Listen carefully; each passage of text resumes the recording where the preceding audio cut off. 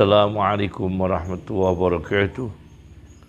Bismillahirrahmanirrahim. Alhamdulillah. Salatan wassalaman ala Sayyidina Muhammad ibn Abdillah Rasulillah wa ala man sahibah wa tabi'a hudah amma ba'd. Hikam Ibn Athaillah As-Sakandari, hikmah nomor 58 dengan syarahnya Al-Arif Billah Syekh Zarruq. Syarah hikam Syekh Zarruq, halaman 69, halaman 70. La tufarrihka. Kata motor nih. Ini kamarku saya sendiri. La tufarrih. Ojo gawe bunga. Ka ing sira. Apa at-ta'atu ta'at. Janganlah kamu euforia dengan amal taatmu, ibadahmu, amal baikmu. Jangan sampai kita itu euforia, apalagi bangga. Li'annaha krono setuhune ta'at iku barozat, keluar apa ta'at mingkak saking siro, karena kamu menganggap taat itu karyamu, ibadah itu karyamu, keluar dari dirimu, lalu berbangga diri, lalu bereforia, saya bisa haji, saya bisa bangun masjid, saya bisa menyumbang madrasah, saya bisa menyantuni anak-anak yatim. Jadi menisbatkan amal-amal itu pada dirinya. Ini jangan. Wafrah lan bungao sapa sira biha kelawan taat. Boleh gembira dengan ketaatan, bisa ibadah, bisa amal soleh, bisa menyantuni yatim piatu, bisa haji, bisa umrah. Tapi bukan karena itu karya kita, bukan karena itu bangga dengan ikhtiar kita. Li'annaha karena setuhune ta'at iku barozat, keluar apa ta'at minallahi saking Allah ilaika maring sira. Karena kita bisa taat, kita bisa amal soleh, kita bisa sedekah, itu karya Allah, takdir Allah, kemudahan dari Allah, rezekinya dari Allah, fasilitasnya dari Allah.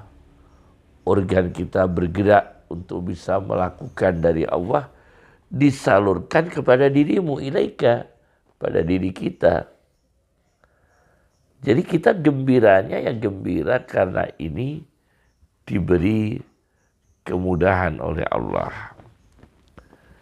Syekh Zarruq mengatakan, gembira karena taat ada 3 macam. Pertama,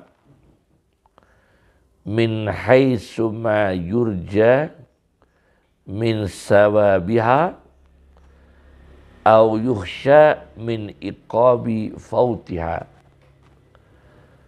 Amal taat menyebabkan gembira karena ada pahala yang diharapkan. Yang kedua, ada siksa yang dikhawatirkan, ditakuti apabila luput, tidak bisa melakukan amal taat tersebut. Gembira yang kedua, min haitsu wujuduha wa duhuruha ala yadihi litazkiyatin biha. Kita gembira amal taat karena tangan kita bisa mengerjakan amal baik. Adanya taat itu, adanya kebaikan itu, adanya ibadah itu, min haitsu wujuduha wa duhurat, tampaknya ibadah itu, ala yadi, di tangan kita. Yang kedua ini masih merasakan tangan kita bisa ibadah, tangan kita bisa sedekah, litazkiyatin biha, karena ada nilai untuk membersihkan diri, untuk menjaga nama baik, untuk menjaga kehormatan, litazkiyatin biha, untuk membersihkan nama baik biha dengan amal taat. Ini gembira yang kedua. Gembira yang ketiga, min haitsu innal haqqa dzakarahu bitaufiqi laha, yaitu zakkarahu, min haitsu innal haqqa zakkarahu bitaufiqi laha. Kita gembira karena Allah mengingatkan kita adanya taufik dari Allah, kita bisa amal taat. Adanya taufik dari Allah, kita bisa haji. Adanya taufik dari Allah, kita bisa bersedekah. Wa manna 'alaihi bi wujudi tahsiliha. Dan kita diingatkan bahwa berhasilnya amal taat itu anugerah dari Allah. Ma'a tahsilil ubudiyati, di samping itu tetap kita bersamaan menjaga keberhasilan, kelangsungan istiqomah, pengabdian diri kepada Allah, wamtisalil amri biha, dan taat perintah Allah dengan diwujudkan melalui taat dan ibadah. Jadi tidak boleh bangga diri, euforia diri, karena itu menganggap karya kita. Oleh karena itu di surat Ibrahim ayat 7, la in syakartum la azidannakum, demi Allah jika kalian bersyukur tentu aku akan memberikan tambahan dengan sesungguh-sungguhnya tambahan. Tambahan nikmat, tambahan anugerah. Nah, di sini ditafsirkan wasyukru farahul qalbi bil mun'imi li ajri ni'matih. Kata Syekh Zarruq, syukur termasuk gembiranya hati karena Allah yang memberi nikmat kepada kita dan kita diberi nikmat oleh Allah. Subhanallah. Ini masalah pertama. Masalah kedua, ada satu hadis yang mengatakan amal soleh itu ketentuan Allah, bukan karya kita. Bukan yang menentukan kita. Saya baca di sebuah kitab Zadul Ma'ad, karya Ibnu Qayyim al-Jauziyah, di jilid 1 halaman 348 349.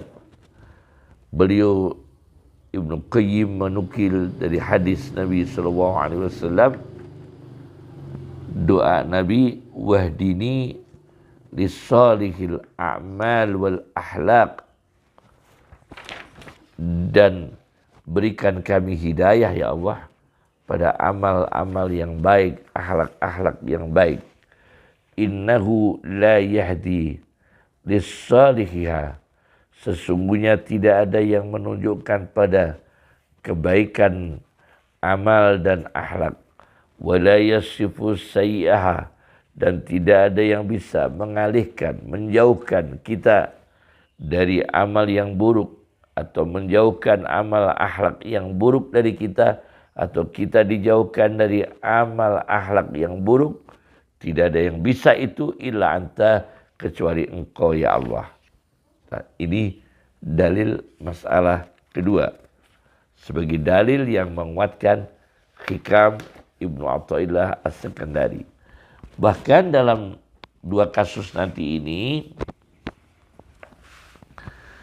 hal-hal yang bersifat tidak di alam konkret, alam visual yang kelihatan mata, bahkan di alam arwah, itu kita pun tetap jangan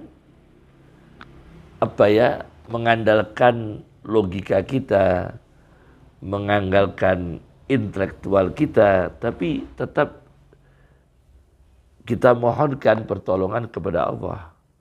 Jadi kalau ada apa-apa kesuksesan melalui di alam-alam supranatural misalnya, alam-alam ruqyah, alam kemudian ilmu hikmah, alam mimpi, itu tetap kita bukan karena mimpinya itu yang membawa keberhasilan, tetapi Allah lah yang menentukan. Saya bawa buku kitab ya tipis, namanya Al-Basyairul Imaniyah fil Mubasyarat Al-Manamiyah.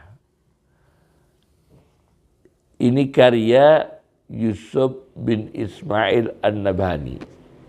Al-Basyairul Imaniyah fil Mubasyarat Al-Manamiyah. Mimpi-mimpi yang membawa gembira karena kekuatan-kekuatan iman yang menggembirakan.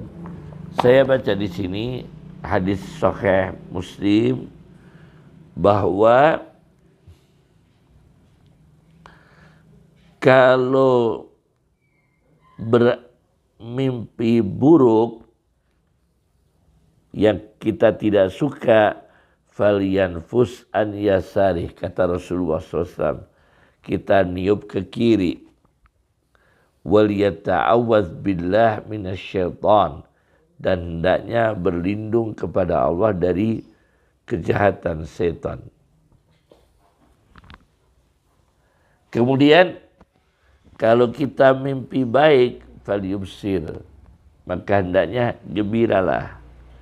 Wala yukhbir biha illa may yukhib, dan jangan ceritakan mimpi yang baik itu kepada orang yang kira-kira orang ini loyal dengan kita, baik dengan kita, tidak ada dengki dengan kita. Karena kalau diceritakan sembarangan orang, kemudian yang kita kasih cerita mimpi kita yang bagus itu, dia ada iri hati, dia ada kedengkian, bisa mendoakan buruk kepada kita. Nah, jadi petunjuknya tetap melalui Rasulullah SAW. Jangan ceritakan ke semua orang. Ceritakan kepada orang yang suka, ada keloyalan dengan kita.